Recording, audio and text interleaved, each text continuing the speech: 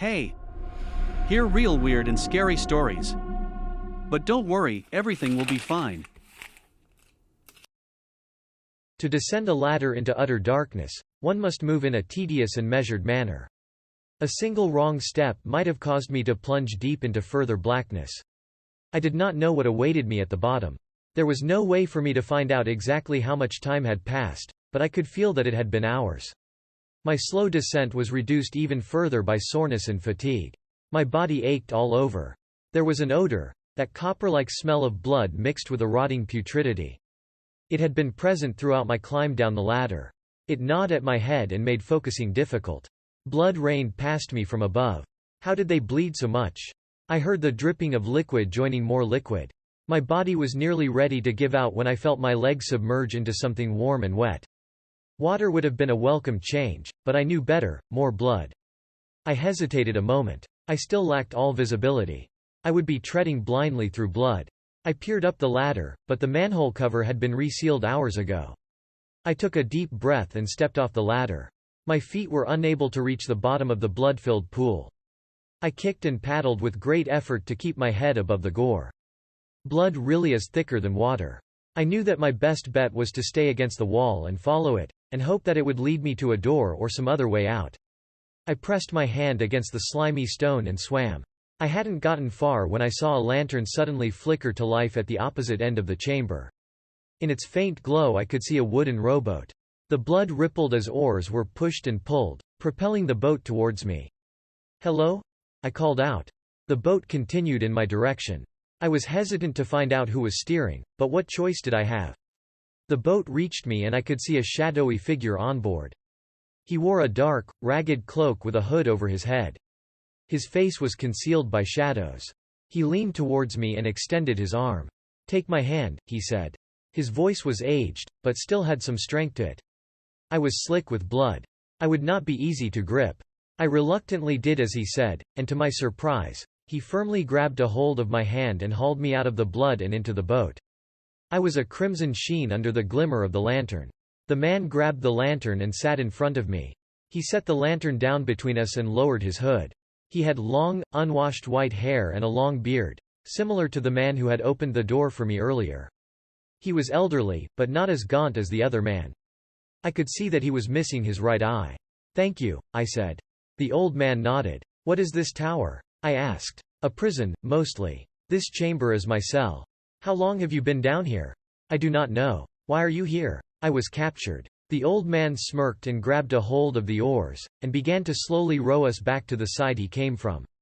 "Have you tried to escape?" The old man exhaled. "There is no use. We have been deprived of that which gives us our strength. We? My people, my family. They are imprisoned here as well." I thought back to the 4 tortured souls above, their intestines pulled from their bodies and blood pouring from their amputated legs. "Are you aware of the cruelty that is taking place above?" The old man nodded. "This pool of blood is theirs. How many people have bled to fill a pool this deep?" The old man stopped rowing. We had reached the other side. "The 4 men you saw hanging, have always been. Ever since we've been here. They are mutilated, hung from chains, and when their bodies run dry, they are brought down and healed. Then the cycle repeats." "Healed by who? The 3 women?" The old man nodded. "Erd, Verdandi, and Skuld. They shape destiny. That of the 4 men above has become a circle of blood and agony." Those names sound Nordic. I suddenly remembered the symbols I'd seen on the surface of the tower. They had looked like Viking runes. The old man produced a weary smile. "Yes." He took hold of the lantern and rose to his feet. He stepped off the boat onto a stone platform, and held out his hand for me to follow. Adjacent to the platform was another large, wooden door. This one was solid, no keyhole. "I am not able to open this door, but you are," said the old man. "Why me? He calls for you. What does he want?" "I do not know. Who is he?" The prophet spoke of him as if he were the coming days of oblivion. We were ignorant of the truth, that he lives and breathes. "I don't understand." "You will." The old man motioned at the door. "Place your hands upon the door and it will open." I did as he told me. There were a sequence of clicks and thumps as the door unlocked, and then slowly but surely it drifted open.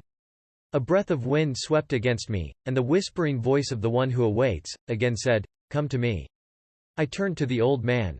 "The door is open. You can join me." The old man shook his head. I am sorry. It is too great a risk. But perhaps you can help us.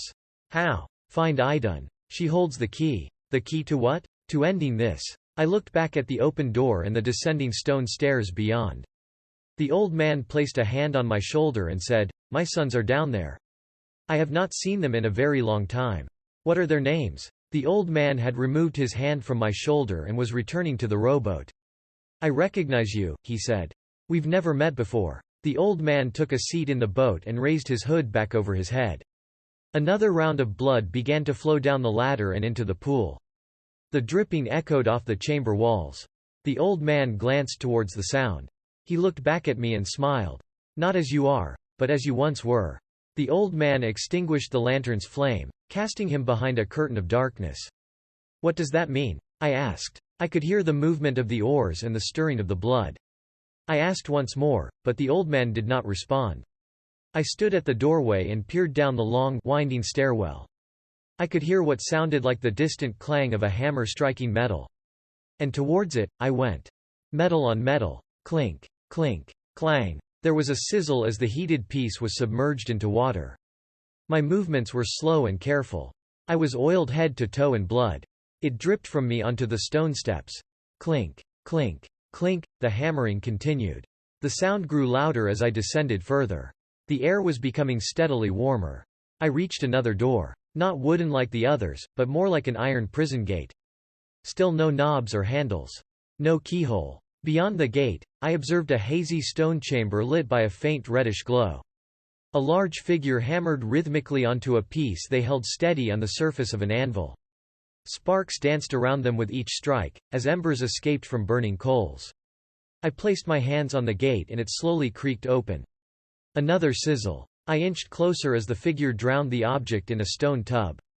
The gate drifted shut behind me. Closer and I could see in the glow, a broad-shouldered man dressed in rags, dirty with soot and sweat. Hair long like all the others, but thinning on top. Blondish in color. He brought the object up for air.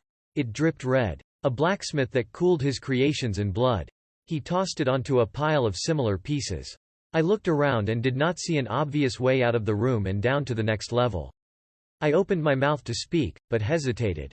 I did not know if this was friend or foe. "I need to get to the next level," I said. I ditched hello, excuse me, ahem. This didn't feel like the type of place for any of those. The hammering abruptly halted as the man quickly pivoted to face me. He had a long beard like the rest, something I came to assume was a reflection of how much time they'd been imprisoned. He was wild-eyed, and looked as if he were both startled and angered by my intrusion. "Who are you?" he grunted. His hammer trembled beneath a white knuckle grip. I held my hands in front of me to show that I did not mean him harm. "I just need to get down to the next level." He raised the hammer and stomped towards me. "I asked you a question." I flinched and stumbled backwards. "Nate. My name is Nate. Why do you need to get down to the next level?" he asked, his hammer still firmly gripped. I need to get out of here." His eyes became less wide and his brow narrowed. "And you think the way out is down?" He lowered the hammer and coughed out a laugh. He turned back towards his forge. "There is no way out. He calls for me." The man stopped moving. He spun around to face me again. "And you've chosen to answer his summons? I'll be trapped in here otherwise. Do you not fear that a worse fate may await you?" I had considered it. I knew that the one responsible for this nightmare could be nothing less than pure evil. But I needed to know why he called for me. I needed to know who he was. And most importantly, I needed to try and get back to Hannah, even if that meant traveling to the depths of hell to get my ticket back to the surface. I nodded. "It is a chance I'm willing to take." The man sighed a low grumble. "Then I wish you luck, Nate." He returned to his forge and continued his work. I still had unanswered questions. Who was this man? What was he forging? Why was he doing it? And how was I to get to the next level? I moved behind him and peered over his shoulder as he brought the hammer down on the object. He was making the blade of a sword. "Why do you make those?" I asked. "I dream of battle," he answered as he struck the blade again. "Will you use these blades?" It is a cruel punishment for a warrior to be given the means to prepare for a war he cannot fight.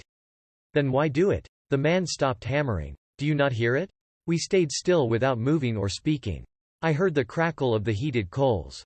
The beating of my own heart. The breathing of the powerful figure in front of me. But there were other sounds, distant, but present nonetheless. Ones that made my blood run cold. Frantic voices of men fighting a losing battle, as others cried out in excruciating agony. The ripping of flesh and the snapping of bones. The metallic clang of fallen blades. And the ravenous snarl of something inhuman. That beast cannot be bested. Not by man. That is their punishment, to fight a losing battle for eternity. I now understood. He worked the forge to drown out the horrible sound of endless defeat. But the pile of blades was smaller than one would expect. Do they use weapons down there? The prisoner struck the blade with more force. Yes. He struck it once again, just as hard. The weapons that you make? Sparks flew as the prisoner brought the hammer down on the blade with all of his strength and frustration, causing the head to break free from its wooden handle. His gaze fell to the floor and his wide shoulders slumped. Those which I forge are gathered by his demons, and given to my people to hopelessly wield. Why do they continue to fight if there is no hope of winning? It is all they have. I wondered why someone so drained of hope wouldn't just use the blades he made to kill himself. Can nobody die in this tower? We cannot be killed by any man, nor can we succumb to age or illness. But of those who we were once equal to, we are vulnerable. We had always been able to kill each other, some more easily than others. Those days have ended, though, as we are no longer equals. That which made us so has been taken from us. They can kill us, but we cannot do the same to them. And they choose to resurrect those they kill, for the sake of eternal torment? The prisoner nodded. I want to help end this, I said. The prisoner laughed. You're just a man. But I am able to descend the tower freely. And what is your point? I will look for Idun. The prisoner's expression grew sober. His eyes narrowed. What do you know of Idun? The man above us said that she holds the key. The prisoner glanced briefly at the stone ceiling. What did this man look like? He was old and gray, and missing his right eye. The prisoner's jaw tensed. My father. He exhaled and relaxed a bit. How is he? He helped me out of a pool of blood into his rowboat. He spoke of you and your brothers. Said he has not seen you in a long time. The prisoner nodded, and changed topic. Idun's apples are what give us our strength and vitality. Without it, we become weak. I looked at the large, muscular figure in front of me. You do not look weak. I am only as strong as a man now. Other prisoners do not look as healthy as you. I eat what I am given and I work the forge. That is the only reason I do not look as they do. What food are you given? The prisoner was silent. His eyes flicked momentarily towards the floor, but his gaze was distant. I understood. How do I get to the next level? I asked. He regained his focus. There is a door in the floor. He crossed over to a large stone hatch, barely perceptible aside from the faint outline. I cannot open it. I nodded. I can. I knelt down and placed my palms against the door. It began to vibrate, and then slowly slid open, revealing a narrow spiral staircase. I stood up. I suppose you won't be joining me. The prisoner smirked. I wish I could. I reached out to shake his hand. He gripped mine and pulled me close. My father is correct about Idun. However, her apples do nothing for a man. He pulled me even closer, seemingly staring into my soul. But I can see now that you are more. I did not know what to say. I was just a man trying to get back to his wife. He released me, stepped over to his forge, and then grabbed something and brought it back over. He held out a magnificently crafted sword, one that was different from all the others. The prophets always said you'd return, but I'd begun to doubt them. He handed me the sword. I made this for you long ago. I took the sword from him, and in my hands, it felt right. I don't know who you think I am. But thank you, I said. Before that blade can be useful, you must find Idun's apples and eat one. Then you will become as you were. I stepped down onto the stairs. I could hear the chaos below. I tightened my grip on the sword. If he summons you, then his beasts and demons will not harm you. But once you eat the apple, they will try, said the prisoner. Then why bother eating it? You must eat the apple if we are to have a chance. I nodded, and reluctantly continued down the steps. They began to vibrate as the stone hatch started to slide shut above me. I quickly stopped and turned to the prisoner, who was still watching me. Wait, I said, what is your name? He peered down at me through the shrinking gap, and at the last moment, said, my name is Thor.